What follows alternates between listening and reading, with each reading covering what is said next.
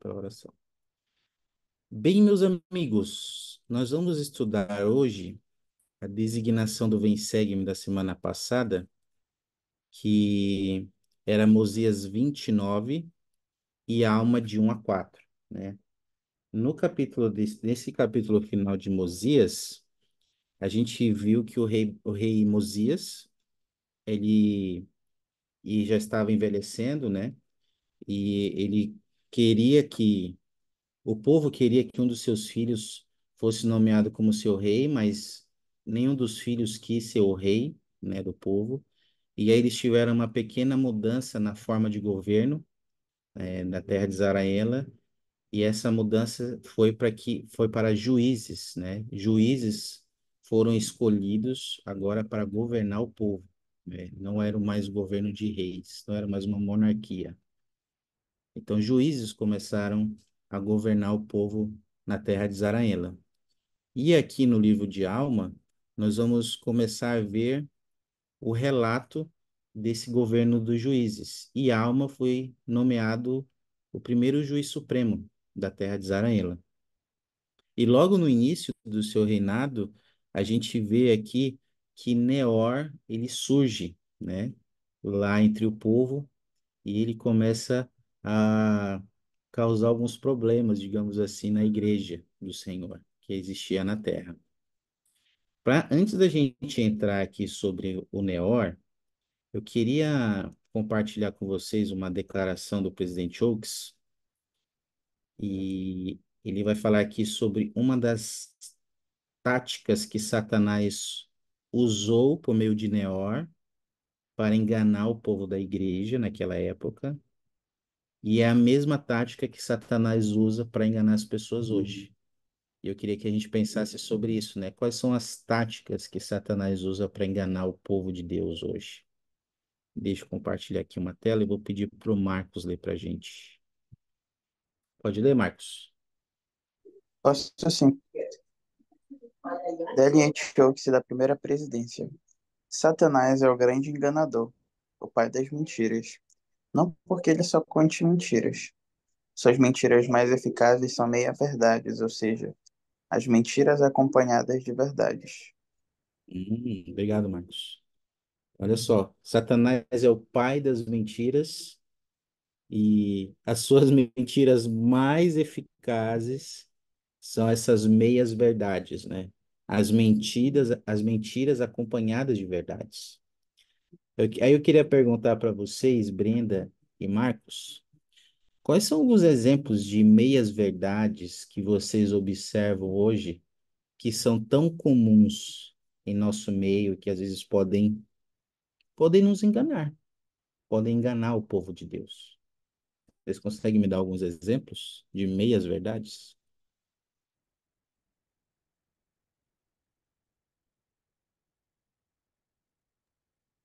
Uma que eu acredito que aconteça bastante hoje em dia é sobre o dia do Senhor, né? Sobre Hum, ter que ir todos os domingos à igreja, porque já diminuiu a o horário, né? De 3 horas tempo? é, só é duas, então já fui esse domingo, no outro eu não preciso ir, eu posso fazer outra coisa. Quando eu chegar em casa, eu posso adorar no lar, né? Posso assistir um filme da igreja ou coisa do tipo, achando que vai substituir a igreja, né? De alguma forma. Ou, Marcos? Ou às vezes a gente pode ah, achar uma boa justificativa para ir na igreja, né? Ah, nossa, vou receber meus parentes, vou ter que fazer o almoço, é um serviço ao próximo, né? Então eu vou ficar em casa, não vou para a igreja, não, que eu tenho que fazer almoço para meus parentes. Ou eu vou sair com a minha família para algum lugar, e o senhor vai entender, né? E às vezes tem membros. Oi, quer falar, Marcos? Pode falar. Sim, você falou disso de almoço, eu lembrei que hoje ainda é muito comum a gente ver irmãs não indo para a igreja no domingo que elas dão almoço para os missionários, né? Nossa, Isso, isso é muito comum. Eu lembro de algumas que eu sempre perguntava, né, quando eu estava como secretário dela, onde está fulana? Ah, hoje ela não veio, ela tá bem. Não, é porque hoje os missionários almoçam em casa. Olha aí. Aí eu falei, cara, então tá. Meu pai do céu, que coisa, não? E por aí vai, né? A Brenda colocou aqui no chat, né? Adorarei dormindo, né, Brenda? Então, pensa sobre isso, né? A gente está cheio de meias verdades, né? Satanás, ele não escancara assim diretamente a coisa ruim, porque senão ia ser. E a gente ia identificar muito fácil que aquilo é errado e a gente ia fazer outra escolha. Então, ele faz uma mescla ali, né? Ele coloca algumas verdades junto, justamente para tentar nos iludir, nos ludibriar, né? E era essa tática que Neord estava usando lá para causar problemas na igreja do Senhor, lá na terra de Zaraena. Vamos ler uma escritura aqui, dois versículos, na verdade, que falam um pouquinho sobre isso. A Brenda, poderia ler para nós?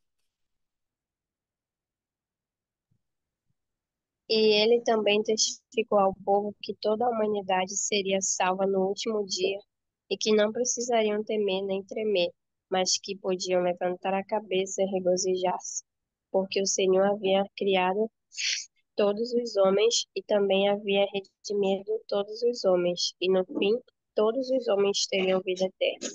E aconteceu que tanto pregou estas coisas que muitos acreditaram em suas palavras, e foram tantos que começaram a sustentá-lo e dar-lhe dinheiro. Uhum. Qual é a meia-verdade que ele estava usando aí que vocês podem identificar? E qual foi o resultado dessa meia-verdade que ele ensinou para o povo da igreja?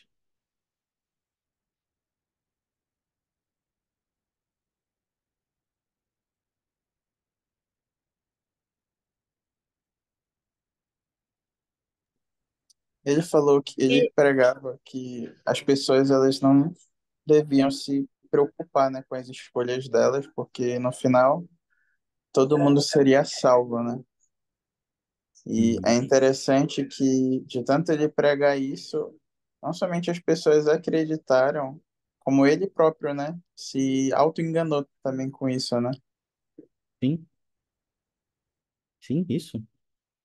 Obrigado, Marcos. Você ia comentar algo mais, Brenda?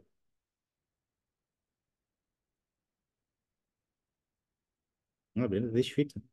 Mas tem, olha as meias verdades, né? Como o Marcos falou, que ele falou que todo mundo ia ser salvo, né? Toda a humanidade ia ser salva no último dia. Então as pessoas não precisavam se preocupar com suas escolhas, né? Tanto faz, você vai ser salvo.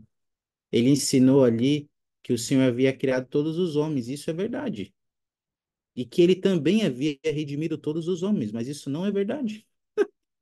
Que o Senhor ele criou todos os homens, mas ele não redimiu a todos. A redenção veio sobre arrependimento.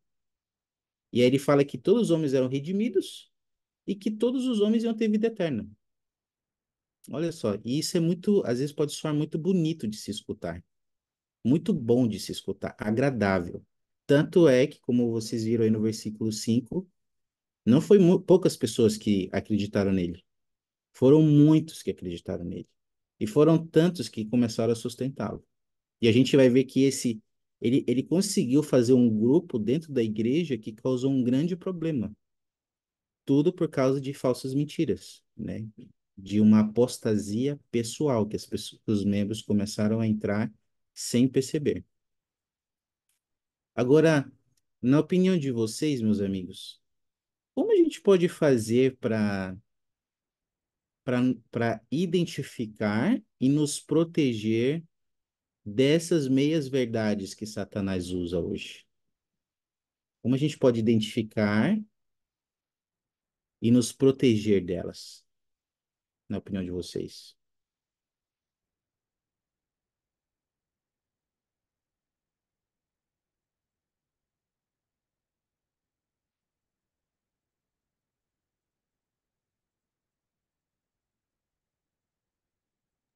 eu acho que uma das coisas que a gente pode fazer é sempre estudar as escrituras, porque As escrituras, elas nos ajudam a identificar essas mentiras. Assim, fica difícil identificar às vezes porque a gente vai passando uma tradição oral. As pessoas vão passando essa tradição oral e aí de tanto repetir isso, a gente acaba acreditando que aquilo é verdade. Essa mentira aí de alma foi quantos anos antes de Cristo, nem me lembro. Mas até hoje tem gente que acredita nisso. Então, tipo, o mundo vai falando uma coisa, vai falando, vai reproduzindo, reproduzindo, e aí as pessoas vão acreditando mais se a gente lê as escrituras e ouve as palavras dos profetas vivos, aí a gente consegue identificar. Mas se a gente não procura fazer isso, com o passar do tempo a gente acaba achando normal certas coisas, e aí começa a acreditar também, ah, isso é normal, não tem nada a ver. Interessante isso. Sabe, né, você me fez lembrar de um. Outro dia eu estava conversando com uma irmã e ela começou a me fazer perguntas assim, é, é, ela me questionando, nossa, mas por que na igreja é assim as coisas e tal? Por que que as coisas acontecem assim na igreja? Eu não me lembro, ela estava questionando alguma coisa da igreja, né? Mas era um questionamento assim, sem pé nem cabeça, né? Mas para ela era importante. Mas era uma coisa que estava nas escrituras. Aí eu falei, mãe, você está questionando isso? Então você precisa estudar mais escrituras, porque isso que você está questionando está lá. E às vezes, como você falou, Brenda, e esse é o perigo de não estudar as escrituras, não estudar as palavras dos profetas, porque você fica sem a verdade. E lembra que Satanás, ele mescla verdade com mentira. Se você não conhece bem a verdade, quando ele mesclar uma mentira, você pode ser enganado. Quando ele colocar uma mentira lá. Então, uma das coisas que a gente precisa fazer muito é estudar as escrituras, e as escrituras ensinam, né, que conhecereis a verdade e a verdade os libertará. E a verdade nos liberta até disso, das mentiras de Satanás, dos enganos dele. É uma das formas de estudar as escrituras. Obrigado, Breno.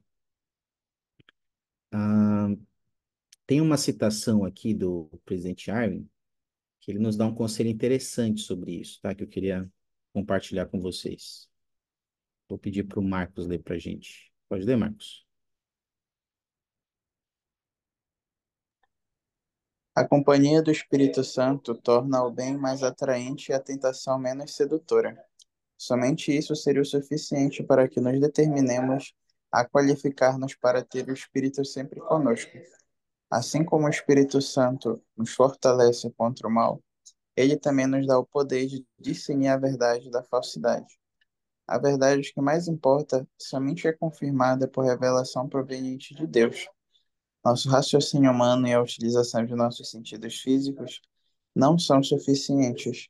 Vivemos em uma época em que até o mais sábio será severamente pressionado a distinguir a verdade da mentira astuta. Hum. O que que você pode aprender aí, Marcos, que também pode nos ajudar a reconhecer esses falsos ensinamentos? O Espírito Santo, né? Ele vai nos mostrar a discernir a verdade da falsidade. E é bem interessante porque. Ah, eu pensei que eu ia espirrar. É bem Saúde? interessante porque o presidente Nelson ele tem falado muito desde quando ele assumiu, né, a presidência, que não vai ser possível para nós vivermos neste mundo sem revelação pessoal, né? Ele tem enfatizado muito a familiarização com o espírito, né? Com a companhia do espírito, justamente para que a gente não possa ser enganado nem levado por essas mentiras, né? Porque a gente sabe que só existe uma verdade, só existe uma igreja, só existe um evangelho, só existe um caminho. E, consequentemente, por existir somente um caminho, não vai ser um caminho fácil. E justamente por esse motivo, Satanás ele vem com outros caminhos que ele tenta nos enganar dizendo que são atalhos, né? Que Uhum, já são mais fáceis, não exigem muito, mas a gente sabe que só existe um. E por mais que a gente se sinta cansado ou desmotivado, a gente não pode sair desse caminho. isso. E temos que continuar nos esforçando, né, para ter essa companhia do Espírito, né, conosco, né, desfrutarmos do dom da dádiva de ter o Espírito conosco. Porque se nós tivermos, por mais, como ele fala, e por mais sedutora que seja uma tentação, por mais bem elaborada que seja a meia-verdade que Satanás vai trazer sobre nós vamos conseguir discernir claramente isso, a falsidade. Mas a gente não consegue ter o Espírito se a gente não estuda as Escrituras, se a gente não busca renovar nossos convênios. Daí se dá, como você lembrou, né, Marcos, aquela advertência do presidente Nelson que a gente não vai conseguir sobreviver espiritualmente se a gente não aumentar nossa capacidade de receber revelação, essa, essa revelação que provém de Deus, né, que confirma a verdade. E sabe, meus amigos, isso aqui que ele falou é muita verdade. Quando ele fala aí no final que vai chegar uma época em que até o mais sábio será severamente pressionado a distinguir a verdade da mentira astuta. Inclusive, eu não sei se o Marcos e a Brenda têm acesso a isso, mas olha, tem mais gente aqui, Ana Luísa e Israel, sejam bem-vindos. Mas lá na ferramenta do Evangelho, na biblioteca do Evangelho, na parte de manuais, se vocês forem lá na parte de treinamento de liderança, tem na conferência geral agora que nós tivemos de abril, tem um treinamento lá que foi passado para as autoridades gerais, para passar para os presidentes de destaque, bispos, para compartilhar com os membros, é sobre apostasia. E tem muitos líderes e membros da igreja entrando em apostasia por causa de astutas mentiras. Líderes da igreja, eles estão sendo enganados. Como fala aqui, até o mais sábio vai ser severamente testado. Então, minha ponderação aqui para nós é que possamos estar atentos com isso, né? Atentos com essas meias verdades. Possamos estar buscando o Espírito, buscando estudar as Escrituras, buscando estar alinhado com os profetas, né? Para que a gente possa resistir a esse dia e sobrepujar o inimigo. Eu sei que é possível se fizermos isso. Algum comentário sobre isso, meus amigos? Alguma pergunta, dúvida? Até aqui? Ok? Onde é que tá esse material? Tá lá na Biblioteca do Evangelho, você vai na parte de manuais, treinamentos de liderança, e você vai lá no treinamento da última conferência geral. Eu acho que todos os líderes da igreja devem ter acesso a isso. Se não, você me lembra, Anderson, que eu te mando no PDF, eu posso mandar para vocês esse PDF. É um, é um, é um treinamento só sobre apostasia. Muito, foi da última conferência agora. Então, bem, é uma preocupação dos profetas isso. Continuando aqui, meus amigos, opa, tem alguma coisa no chat? Vou procurar, interessante isso. Se vocês não acharem, me avisa que eu mando no zap para vocês. É, esse Neor, ele causou muitos problemas lá. E vocês viram que tiveram muitos membros da igreja que acreditaram e seguiram ele, né? Acreditaram nas práticas dele. E essas pessoas que seguiram, né? Depois ele cometeu um assassinato, né? Ele matou Gideão e ele foi morto. Mas as pessoas que seguiram ele ficaram ainda. E essas pessoas, elas começaram a perseguir os membros da igreja, né? E ainda em Alma, no capítulo 1, a gente vê o relato de como foi essa época aí, né? Esses seguidores de Neó perseguindo os membros da igreja. E aí eu queria compartilhar com vocês aqui uma pequena tarefa. Deixa eu compartilhar aqui. Ah, tá aqui. Vou compartilhar aqui a escritura com vocês.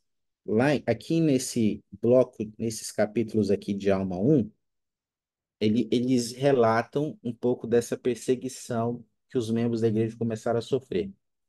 Então, eu queria que vocês fizessem uma leitura individual. Eu queria que vocês pensassem em duas perguntas, tá? Como foi a reação dos membros da igreja diante da perseguição? E quais foram as consequências para os membros da igreja por causa da sua reação, tá bom? Então, estavam sendo perseguidos. Tenta identificar aí qual foi a reação dos membros da igreja e quais foram as consequências, os resultados da reação deles, tá bom? Dá um tempinho aí para vocês fazerem essa leitura.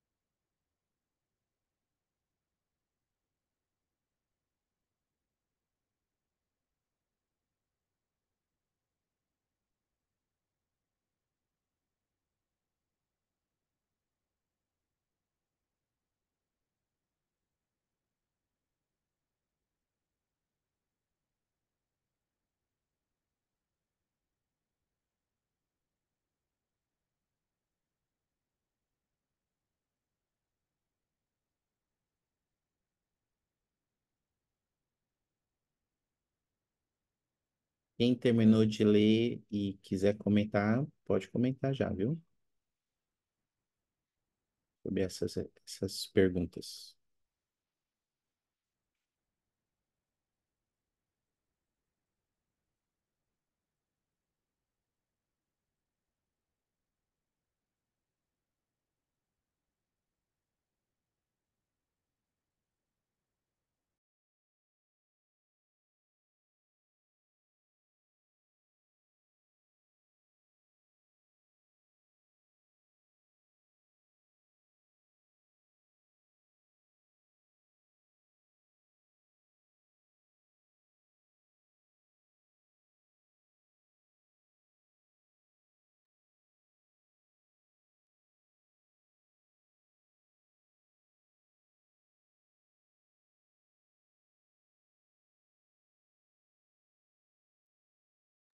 Teve dois grupos, né? Os que, os que se revoltaram e começaram a revidar, saindo na porrada, e os que permaneceram, os discípulos de Pedro. Aí os que permaneceram é, firmes. Eu acho interessante, eu já li aqui umas trocentas vezes aqui para entender, né? E aí eu tava pensando é, que os não membros, né? Na verdade, os que eram membros e se afastam, muitas vezes eles ficam, sim, uns verdadeiros perseguidores da igreja. E eu sempre me pergunto, por quê? Porque você só não se afasta e fica para lá? Não, mas eles têm que estar criando vídeo, criando conteúdo, fazendo um monte de coisa para, sei lá, eu acho que para mostrar que eles estão certos. Não sei o que acontece na cabeça deles, mas é interessante. É isso aí. E você deu exemplo, né, de como é que acontece hoje, né? Às vezes esses seguidores de Neo estão aí na internet, né? Estão perto de nós, mas um grupo de membros revidou a perseguição, né? Como você falou, saíram na porrada aí, e teve alguns que suportaram com fé, suportaram com paciência, né?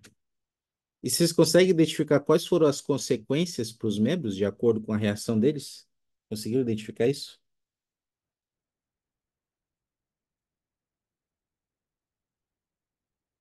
Quais foram os resultados de como eles reagiram?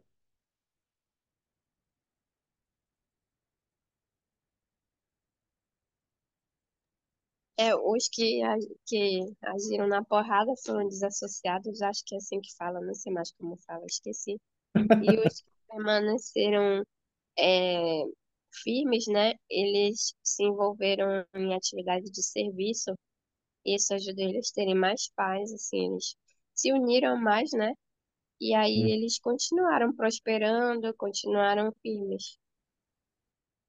Continuaram progredindo, né? Tornaram-se ricos, né? Progrediram, né? Mas é isso. Hoje o termo que nós usamos é que você tem o nome removido dos registros da igreja. Antigamente era excomungado, né? A gente não usa mais esse termo. Hoje a gente diz que o nome foi removido dos registros da igreja. Você deixa de ser membro da igreja. Que foi o que aconteceu com eles aqui, quando fala aqui no versículo 24, que porque o coração de muitos se endureceu. E assim, quando fala aqui que o coração se endureceu, a gente não tem os detalhes, né? Mas o que a gente sabe é que eles, eles revidaram a perseguição, mas provavelmente os líderes da igreja tentaram ajudar eles, né, a não fazer isso, a responder como esses outros membros. Talvez eles não quiseram, talvez eles acharam que os membros da igreja estavam sendo coniventes, que eles não estavam fazendo nada, que os líderes estavam errados e estavam com o coração duro. E percebe que uma coisa leva a outra, né? Uma coisa leva a outra. E aí eles tiveram seus nomes riscados, deixaram de ser membro da igreja, né? Já os que suportaram com paciência as perseguições, serviram ao próximo, como você falou, e foram abençoados, prosperaram, tá? Agora, que princípios práticos a gente pode pegar desse momento da igreja, dessas circunstâncias, desses membros, que podemos aplicar na nossa vida, meus amigos?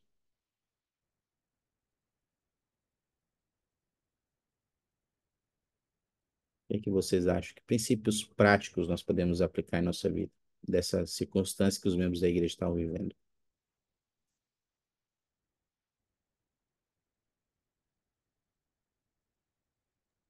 Eu acredito, presidente, que a gente consegue identificar claramente que sempre vai ter diferentes formas de nós reagirmos, né? A, seja a perseguição, ou seja com qualquer desafio que a gente esteja passando na vida. Se a gente for revidar essa perseguição da mesma forma que essas pessoas nos atacam, com certeza a gente não vai estar seguindo aquilo que nós acreditamos, né? A gente não vai estar seguindo o exemplo de Cristo. E se a gente for falar sobre essas experiências, eu acredito que cada um de nós já passou por momentos de perseguição.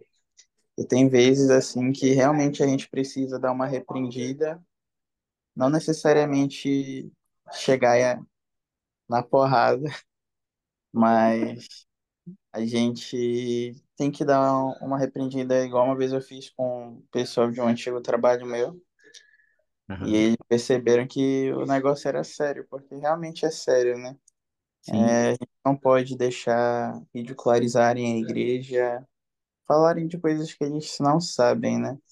Uhum. Então, vai ter momentos que vai exigir isso, momentos que vai exigir somente o nosso testemunho e a gente se retirar.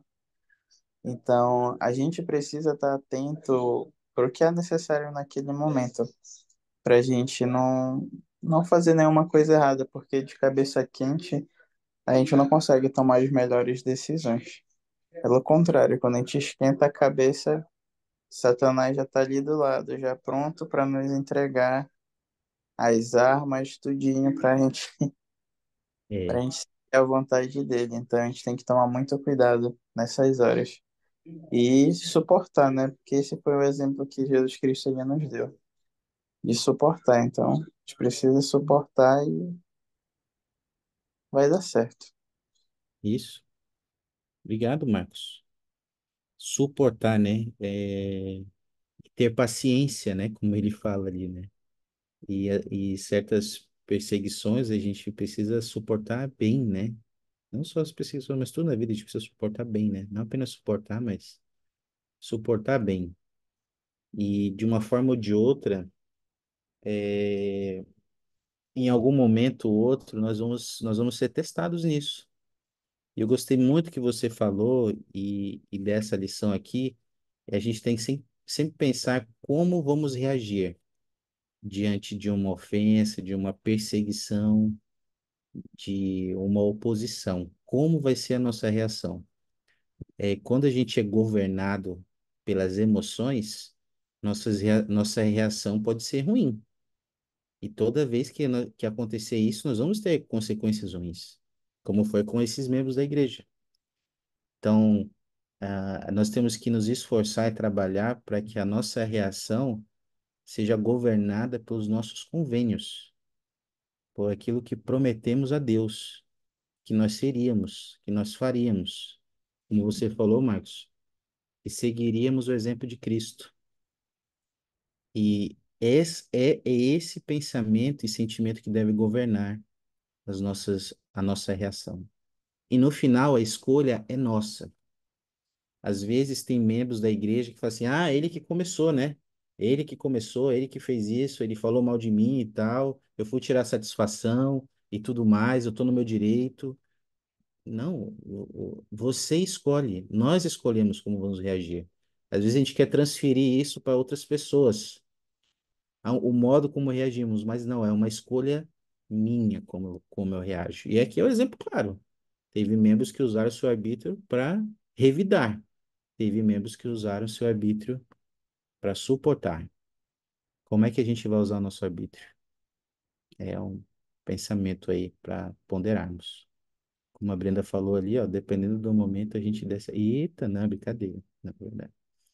E sobre isso, meus amigos, o presidente Nelson, recentemente, ele deu alguns conselhos muito importantes para nós, membros da igreja, que eu queria relembrar agora aqui nessa parte. Deixa eu compartilhar com vocês aqui.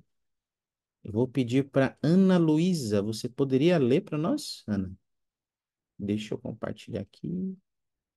Não sei se você pode ler aí. Posso. Ah, legal, vamos lá. Fico extremamente preocupado com o fato de que tantas pessoas parecem crer que é totalmente aceitável condenar, caluniar e difamar qualquer pessoa que não concorde com elas. Muitas parecem ansiar por prejudicar a reputação de outra pessoa com comentários patéticos e cruéis. A ira nunca persuade ninguém. A hostilidade a ninguém edifica. A contenda nunca leva a soluções inspiradas. Não podemos apoiar Satanás com nossos ataques verbais e achar que ainda assim podemos servir a Deus. Meus queridos irmãos e irmãs, a maneira como tratamos uns aos outros realmente importa. A maneira como falamos com as pessoas e sobre elas em casa, na igreja, no trabalho e na internet realmente importa. Hoje peço que nossas interações com o próximo sejam mais elevadas e santas. A contenda é uma escolha, ser um pacificador é uma escolha. Vocês têm o arbítrio para escolher a contenda ou a reconciliação. Eu os exorto a escolher serem pacificadores hoje e sempre. Obrigado, Ana. Queria perguntar para vocês quais dessas verdades mais chamaram a sua atenção que podem nos ajudar a responder com paciência às perseguições ou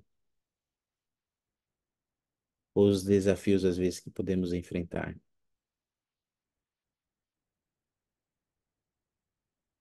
Quais dessas verdades aí, princípios que são mais relevantes para você?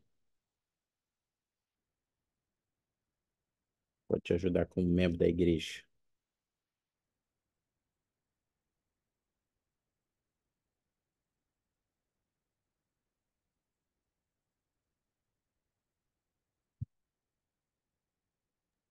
Teve ontem uma frase, eu não estou me lembrando exatamente como foi, mas eu acho que foi o Elder Gong que falou que a maneira como a gente trata as pessoas mostra muito sobre como nós amamos a Deus e como nós guardamos nossos convênios. Não foi exatamente isso, mas enfim, eu acho que foi o que eu Sim. senti, não sei. Uhum. Então, é, hoje a gente precisa escolher quais as batalhas que a gente vai lutar. Tem coisas que a gente precisa só deixar quieto, porque se a gente for revidar ou for falar alguma coisa ou defender, só vai piorar a situação. Então tem coisas que a gente precisa só deixar para a gente ser pacificadores. Mas tem outras que a gente precisa pelo menos falar alguma coisa para que aquilo não se repita mais. Eu acho que o Espírito Santo ele ajuda a gente a ver quando a gente precisa falar alguma coisa, quando a gente precisa ficar quieto. E como falar, né, Brenda? Né, isso é muito importante. Porque a Eu gente acho que tem. Oh, ainda desculpa. tem essa questão mesmo de como falar, né? Porque às vezes quando a gente está chateado, como o Marcos falou, a gente vai falar coisas e não vai ser um tom muito agradável, né? E também às vezes pode até ser um tom agradável, mas como a gente já está no naquela coisa de confusão, a pessoa vai entender do jeito que ela quiser. E aí a gente precisa treinar, como a gente fala também com as pessoas, interessante. Uma coisa, outra coisa também que eu acho que é muito relevante da gente aprender é como a gente escreve nas redes sociais, nos comentários, porque a gente não sabe o que o outro lado, do outro lado vai entender, né? Ele pode se chatear, pode ficar ofendido, porque ele não está vendo a gente, ele não sabe qual é o tom de voz que a gente está usando. Então a gente Sim. precisa, né, usar palavras que não sejam ofensivas quando a gente for comentar alguma coisa. Puxa, obrigado, Brenda. Bem lembrado, né? Hoje em dia, essa perseguição que a gente está vendo lá em Alma, é, essa, essa oportunidade que a gente vai ter de ser paciente, né? De suportar bem e de sabermos como reagir é na internet, né? É nas redes sociais. E ele fala ali, né? Como, né? Como tratamos, como falamos. Isso importa. Não basta ser somente termos a verdade. É importante também como ensinamos a verdade, como testificamos dela. Isso importa. Importa muito. Vocês se recordam de uma ocasião em que vocês escolheram ser um pacificador, ao invés de escolher a contenda? Consegue se lembrar de uma ocasião recente em que você, como ele fala ali no final, né? Você usou seu arbítrio para escolher a reconciliação e ser um pacificador, ao invés de escolher a contenda? Tenta lembrar de quando você conseguiu usar seu arbítrio e reagir dessa forma. Se não for muito pessoal e puderem compartilhar.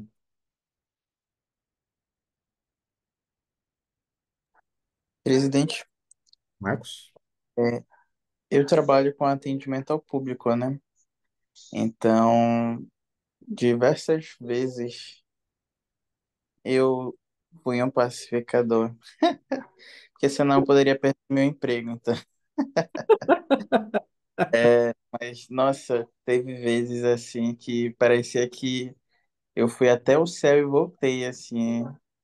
E é Nossa, interessante porque ali que a gente vê o quão paciente nós somos, né? Eu lembrei de uma situação quando o senhor perguntou sobre isso, que foi não faz muito tempo atrás. Eu estava atendendo as- os velhinhos lá na frente do banco, no caixa eletrônico, né? Aí teve um que eu não estava nem atendendo ele, eu estava atendendo a fila de quem precisava de ajuda. E ele começou a fazer algumas perguntas e eu fui orientando ele enquanto eu ajudava o pessoal da fila. Só que ele queria que eu parasse de atender o pessoal da fila para atender ele. Nossa, Aí, só que não podia fazer isso, que eu já teria, não estaria sendo justo com as pessoas da fila que já estavam lá há muito tempo. Aí sei que eu continuei atendendo, não dei mais atenção para ele, que eu já tinha explicado tudinho que ele deveria fazer e tudo. Aí ele começou a me xingar, me chamou de várias coisas e tudo. Aí, seu desgraçado, não sei o que, aí começou a falar um monte. Aí eu já tava já há um tempão já lá fora ajudando, já eu tava cansado. Aí eu olhei pra ele assim, naquele momento o inimigo já ia baixar e já ia começar a discutir com ele, né? Aí eu levantei a cabeça, segurei no caixa assim, apertei, respirei fundo assim. Aí o pessoal da fila, Marcos, não liga pra ele, não liga pra ele, foca aqui, foca na gente. nossa senhora, que Aí, situação. aí como ele viu que eu não respondi nada, aí ele continuou xingando, sabe? Aí ele falou, seu inútil. Eu falei, não. Aí eu virei pra ele, eu falei, amigo, eu tô aqui no meu trabalho, tranquilo. Fique na sua aí, eu tô na minha aqui. E voltei, já não prestei mais atenção. Mas aquilo me deixou muito estressado, muito estressada. Aí eu lembro que nesse dia, eu tava tremendo assim de raiva, né? Nossa, E foi engraçado que logo em seguida passou, atendi mais algumas pessoas da fila e chegou uma senhorazinha. Atendi ela, ela foi embora e tudo, e depois ela volta, olha aqui, meu filho, pra você. Ela me deu uma sacola, Barbosa, um monte de chocolate, mas um nossa, monte de chocolate mesmo, sabe? Aí na hora assim eu fiquei, será que isso é uma recompensa por eu puxa, não ter batido naquele velho?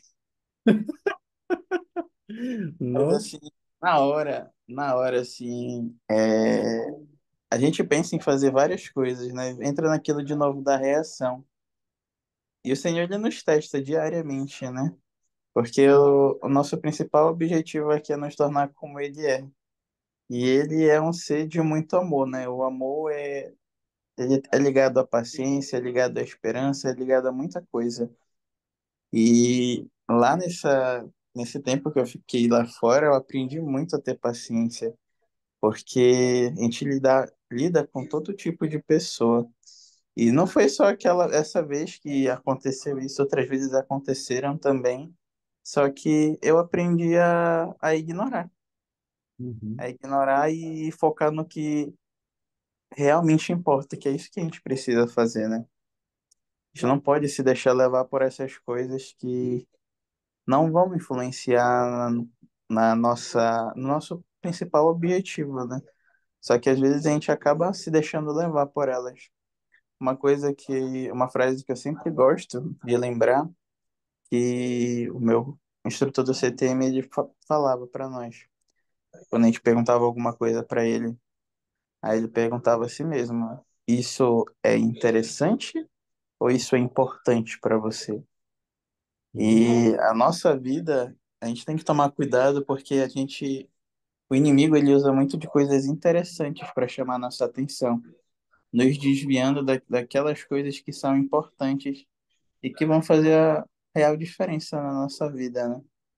E quando aquelas pessoas na fila falavam, olha, foca em nós. Aí era como se alguém tivesse me puxando de volta para o que realmente é importante, né? E isso o Senhor ele faz conosco diariamente também. Às vezes a gente está focando tanto em outras coisas e ele nos traz de volta. Aconteceu isso comigo nesse período que eu estava internado também.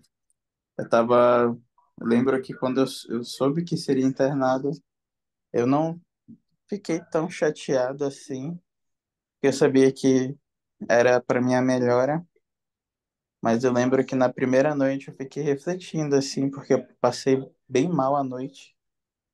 Eu fiz uma medicação que não me fez muito bem. Aí eu comecei a me sentir mal, já comecei a ficar me debatendo. E eu Nossa. lembro que na hora, assim, eu fiquei, caramba, o que que tá acontecendo, sabe? A gente para e pensa e a gente fica refletindo sobre a nossa vida, né? Uhum. E na mesma hora eu pensei assim, se isso está acontecendo é porque o Senhor ele permite. Se o Senhor ele permite, é porque tem um propósito, né? E agora hoje eu já estou em casa. Então, o Senhor ele tem um propósito para nós, nada acontece por acaso, né? A gente precisa confiar no processo e deixar nas mãos dele. Isso. Vai dar certo. Esse daí no final, sem dúvida, vai dar certo, porque o plano dele é perfeito, né? Se não deu certo é porque não chegou no final, né, Marcos? É isso aí, meu amigo. Poxa vida, que experiência boa, meu amigo. Você vivenciou isso, né, de ser um pacificador. Você escolheu ser um pacificador nessa ocasião, né? Eu queria te fazer uma pergunta, Marcos, que ponderando aqui na sua experiência, queria te fazer uma pergunta, queria que você ponderasse nela e tentasse responder ela em uma frase. Lembrando dessa experiência que você teve com esse nosso irmão aí, no seu trabalho, durante, durante aquela experiência e ao final dela, ao lembrar disso, o que que você acha que Deus pensou sobre o Marcos naquele momento? O que que Deus pensou sobre o Marcos, sobre você?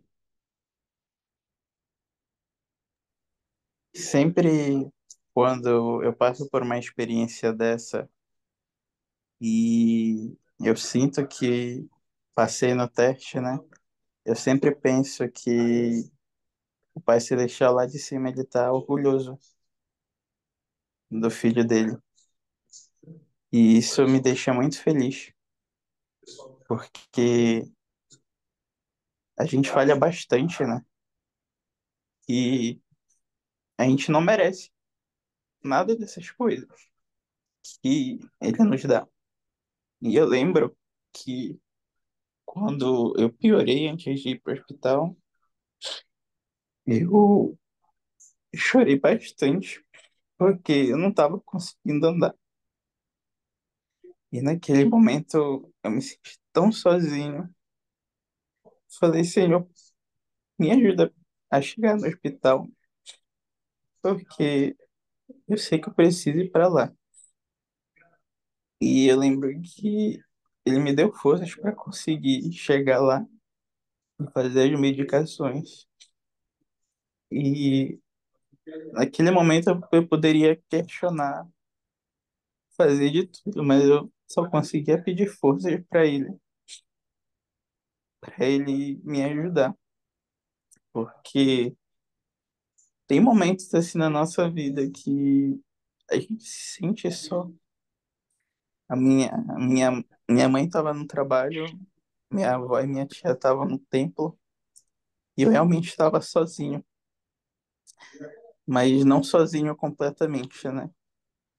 Eu pude sentir a ajuda dele e eu agradeci tanto, tanto, tanto, porque a gente não merece, não merece nada dessas coisas.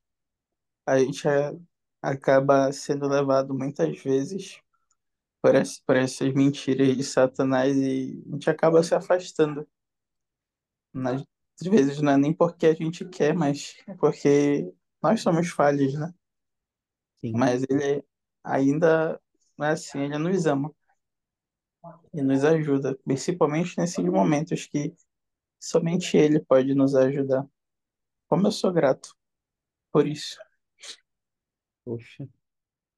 E eu também somos gratos de poder ouvir seu testemunho, meu amigo, sua experiência. Obrigado por compartilhar. Eu tenho certeza, Marcos, que Deus ele se alegrou com você nesse dia. Ele pôde